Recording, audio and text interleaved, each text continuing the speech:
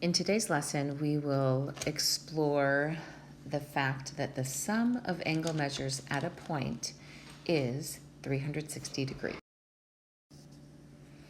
Okay, so to start off this lesson, let's first talk about how we can have angles joined together, and those angles would meet at a point and their measures would total 360 degrees. So if we look first, we have this ray OA. Okay, I'm going to put an arrow on that. And as we make our way down to ray OC, we can see that distance we've traveled maybe looks a little bit greater than 90 degrees. And then we have the ray that's going to travel and meet up to ray OB. So from OC to OB, and this is another angle measure, correct? So this makes another arc or angle measure. It looks to be almost a straight line, maybe a little less than 180. And then as we bring ray OB up to meet ray OA, we can see that it is completely come around full circle. So when we have angle measures that meet at a point, and we can start at one ray and travel all the way back around, to the starting point, we can see that we have traveled 360 degrees. And we're going to further prove that in our... All right, so now let's look at the reasoning behind showing that where three angles meet together or when they meet at a point, the angle measures total 360 degrees. So we have ray OA, we have ray OB, and we have ray OC. And these all meet at point O. So we know that angle X, angle Y, and angle Z, they are known as angles at a point. These are angles that meet at a point, and the point. So if we take these three angles now, and let's extend a ray out from point O and draw ray OD so that AD from A to D is now a line. We can see that's a straight line. And now that we've drawn that, the straight line, we can see that angle BOD and angle X, this angle right over here, that these are angles on a line.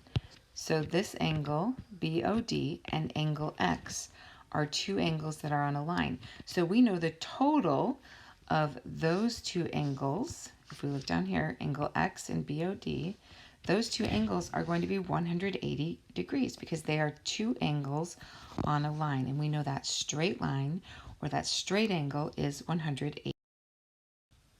Now looking at that same straight line, line AD, we can also see that angle COD, and angle Z, this angle over here, are also angles on a line.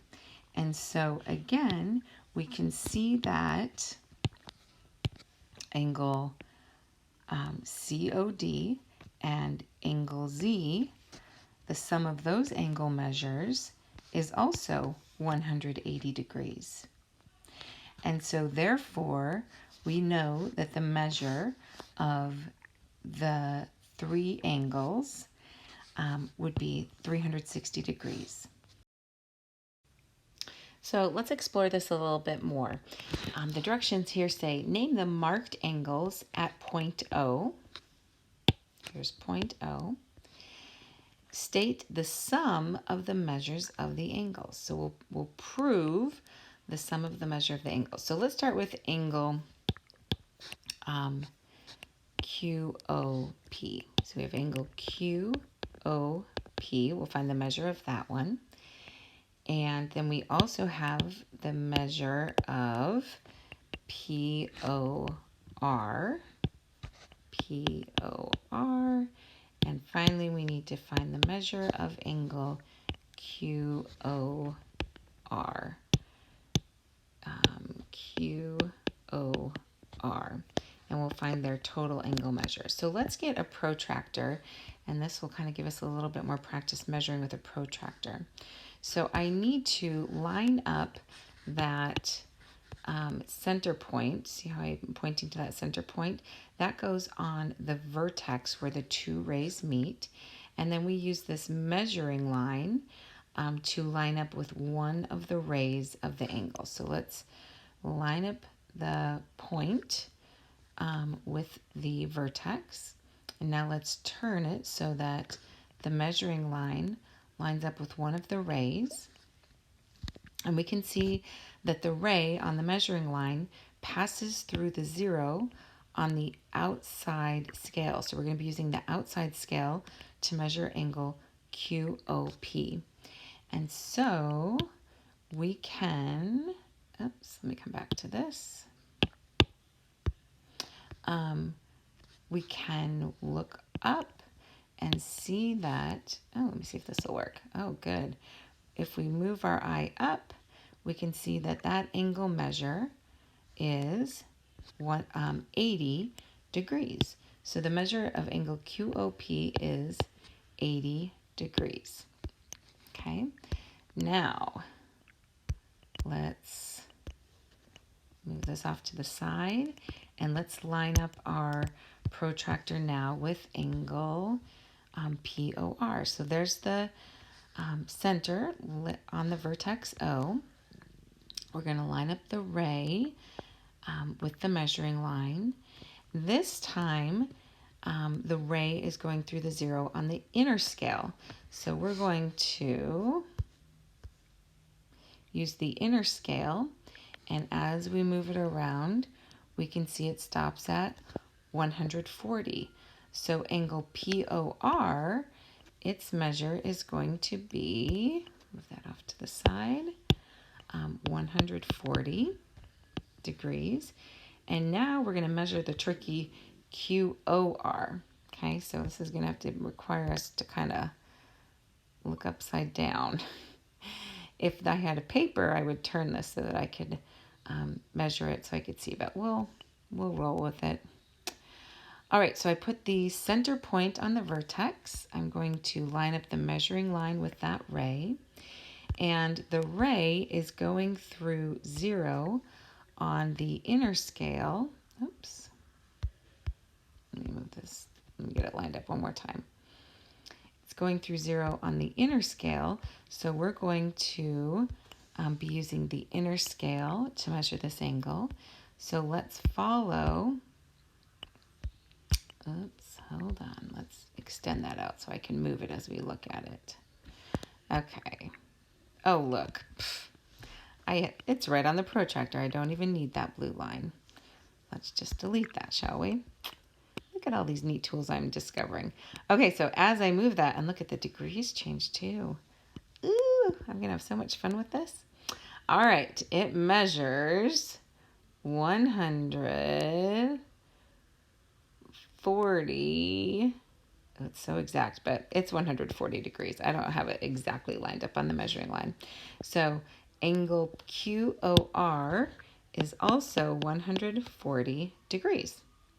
What a fun tool. I'm glad I know that's there now. Okay, so if we add all of these angle measures together, 80 degrees, 140 degrees, 140 degrees, we get, drum roll please, 4 plus 4 is 8, plus 8 is 16, 1 plus 1 plus 1 is 3, 360 degrees. And if you look, if we start at 0 and make our way all the way around, there's 180. And then if we turn it and go back to our starting point, we've now traveled 360 degrees. So now that we've seen where these angles meet at a point, that they have a total measure of 360 degrees, this makes it so that we can find the measure of unknown angles. So if we look, for example, at this figure, we can see that we need to find the measure of angle A. Well, we're given the measure of this angle, 152 degrees, so we know that part. We know the measure of this angle, 97 degrees, so we know that part. So we're just missing one part. Well, because these angles meet at a point, we know that their total measure is 360 degrees. So the measure of angle A plus the 152 degrees plus 97 should equal 360 degrees. So to find the missing angle, I would probably add these two measurements together and then subtract from 100 or 360 degrees. And that would give us a measure of 111 degrees for angle A. Let's look at another one. We need to find the measure of angle T. So we're looking for this angle measure right here. It looks like we only have, or we're only given, one angle measure. So we know that because all these angles meet at a point, the total measure of these angles are going to be 360 degrees. And then we know that one angle is 133 degrees. But what else do they give us? Hint, hint. You probably saw it. Yes. We do know that one of these is a right angle, so that has to have a measure of 90 degrees. So if we take 90 degrees and subtract that as well, then we should have the missing angle. Pause the video, do the math, and then check back to see if your missing angle is the same measure. All right, so I started by adding the two given angles together. So I added 90 degrees plus 130 degrees. So I got a total of 223 degrees.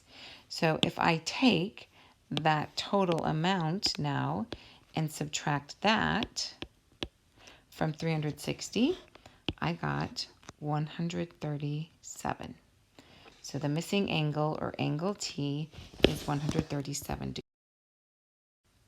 Now, if you wanted to double check this just to make sure all of these angles added up to 360 degrees, you could add them together, 133 degrees, 137 degrees, and 90 degrees. So let's just double check that this all adds up to 360.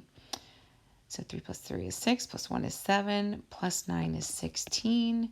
1 plus 1 plus 1 is 3. It does equal 360 degrees.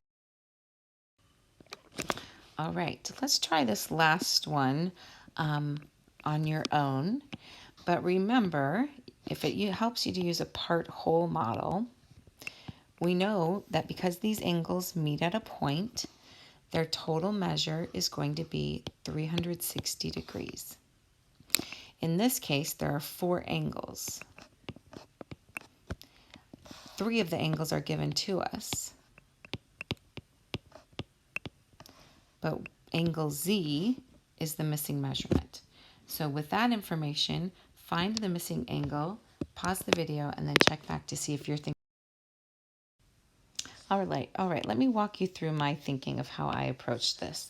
I started by finding the sum of the 3 angle measures that I was given. So 81 plus 44 plus 76 was 201 degrees. Knowing that, I knew I needed to subtract that amount from 360, and that told me that the missing angle, angle Z, would be 159 degrees. Now, just to double check, I wanted to add the angles together to make sure. So I had 159 plus 81 plus 44 plus 76. And when I added those together, I did get 360 degrees. In today's lesson, we talked about how when angles meet at a point, their total measure is 360 degrees. And then we use this information to help us find the measure of missing angles.